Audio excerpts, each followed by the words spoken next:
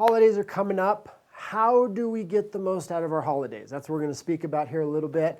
Most people that I know, they go into the holidays and they kind of have this vague idea that it's supposed to be happy and it's supposed to be like a Hallmark movie and you're supposed to like love spending time with your family and magical things are supposed to happen and we're supposed to have a little time off work and it's supposed to be rejuvenating.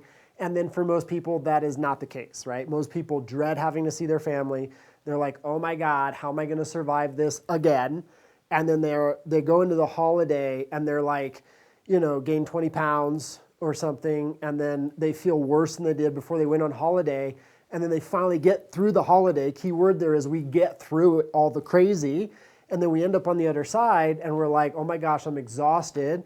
And then we start the new year, right? We begin getting back to the routine of life. And it's like, wait a minute, like we kind of know we want this other thing and we kind of think that's what's supposed to happen, joy and connection and, love and sharing and, rejuvenation and all of those wonderful things. And then for so many people, it's just like, couldn't be more opposite to that. And so how do we make sure that we nail the holiday, right? And I'm going to give you a little playbook here so that when you go into the holidays, and this will work for any other event in life too, where, man, you really want to design your experience and your outcome. Maybe it's like a business meeting, or maybe you've got a trip with friends down in the future and you want it to go a certain way, or maybe you're attending a conference of some kind, or you're going on your vacation in a trip and you want your vacation to actually fulfill the intention and not be a crazy weekend or 5 days of just chaos where you're like, what's happening right now, right? Where you get to enjoy your time. And so the key is, number one, is know your expectations going in. So if you go into your family vacation, right, or your reunion or your holiday season, and you're like, okay, I have this expectation that Uncle so-and-so doesn't drink too much this season, but they do it every time you ever see them, that's a setup, right? You're setting yourself up. So if you've got this expectation that like Uncle so-and-so doesn't drink too much, that's not Uncle so-and-so's fault when you show up at the holiday and they do what they do and they're accustomed to, and then you get upset about that.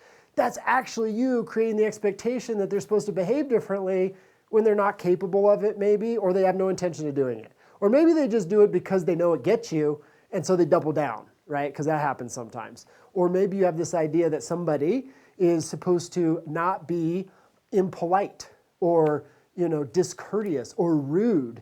And you're like, well, wait a minute. Every time I've kind of, engaged with them and, the last 28 years, I've kind of had family get-togethers. They've done something rude and something obnoxious to get attention. And so I think there's a high likelihood they're going to do that again. What would you say, right? It's like if we stop and just ask ourselves, what is it that I'm expecting should happen as I go into the holidays? And then create a list of the top 5 or 10 things that you expect is supposed to occur when you go into your holidays. And then ask yourself with each of those expectations, so-and-so is not supposed to drink too much, so-and-so is not supposed to be rude, so-and-so is supposed to tell me they love me this year and that I'm the best child they've ever had. And this is the year it happens and I'm 58. And it didn't happen at 57, but 58, it's going to go down this year. Probably not, right? So then you look at your expectations, name them, and just ask the question, have they demonstrated this before? Is it reasonable to think that they're going to have the ability to show up for that expectation? Reasonable not being, is it something I should have, or is it something people should be able to do? Reasonable being defined based on their behavior and what they've demonstrated or what has occurred in the history of the past. And so if history tells you it's likely that that expectation doesn't get met, I invite you to give yourself permission to change your expectation and don't expect that to get met. And so when we go into the holidays or we go into events, and we're hyper-focused on what we think the event or the holiday is supposed to give to us, what we're supposed to receive, that tends to be a setup for disappointment, right? My kids are supposed to behave perfectly on vacation. All right, well, good luck with that. That's a big expectation that's just going to miss a lot potentially, right? And so once you kind of create your list of expectations, ask yourself, is this likely to happen? If you know in your heart of hearts it's not likely to happen, give yourself permission to expect that it will occur, and let's make a game plan instead.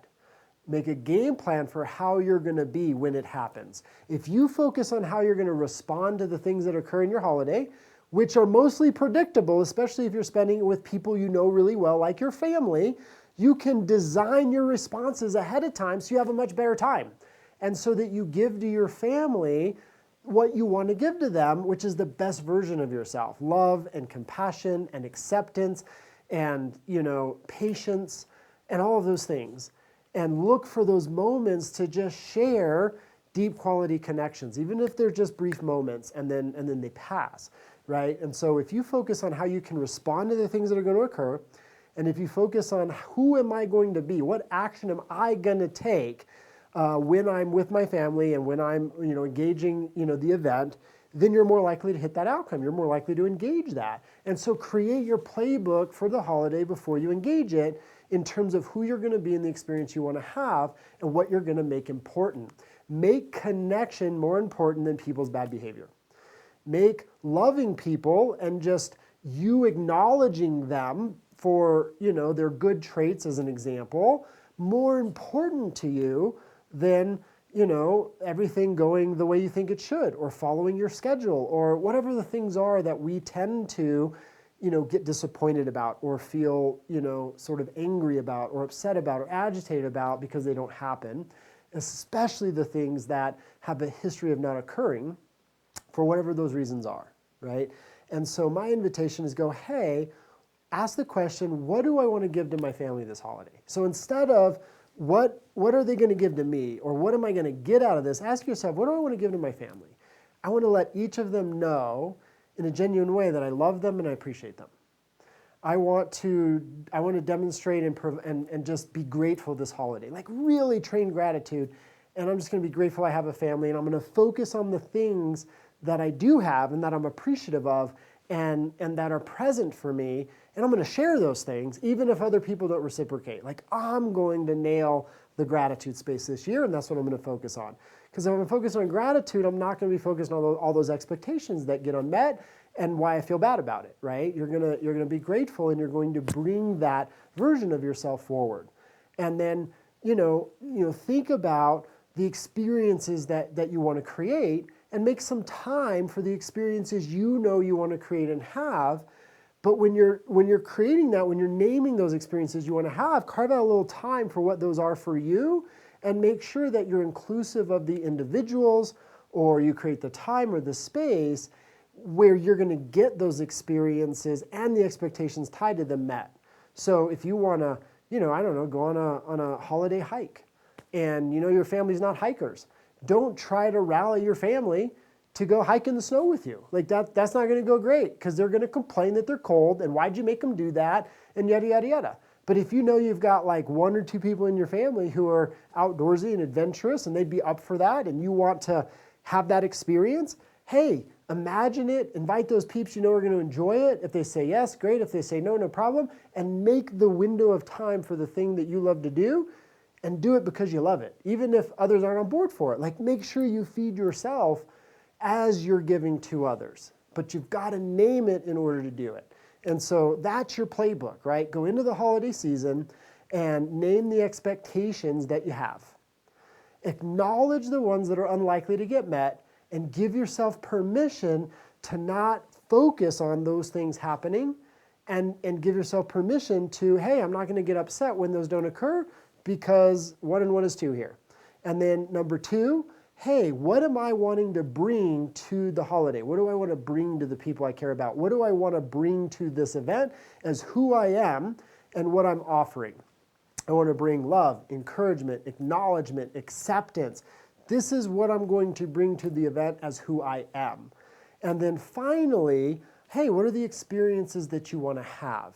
Right? What are those experiences you want to have, and carve out time for those things that are important to you so that you're feeding yourself. Don't wait for somebody to give them to you or make an invitation or tell you to do it or say that it's okay. Just carve out a little time, do it, and be okay with however people react to that, because again, That expectation piece, they're going to react how they react. But then you come back and then you be the person that you want to be and just offer that this holiday season or when you go to your events, as opposed to, again, thinking about what's supposed to happen for you and on your behalf. And then final note, remember the key to being empowered and really leaving vibrant this holiday season is focus on how you're going to respond to the things that you expect are going to occur in a way that empowers and uplifts you, and focus on that action that you're going to take as you show up as who you're going to be, regardless of whether people reciprocate or what they're going to be up to. And if you go into the event, you go into the holiday, you go into your family reunion or whatever you're up to, right, your gathering with a playbook, you're more likely to engage that playbook and create the outcome that you want, and less likely to leave disappointed because it doesn't go quite your way or the way that you hoped. And so go into this season empowered and truly embrace the creator you are, and let's create the best holiday season, the best event possible.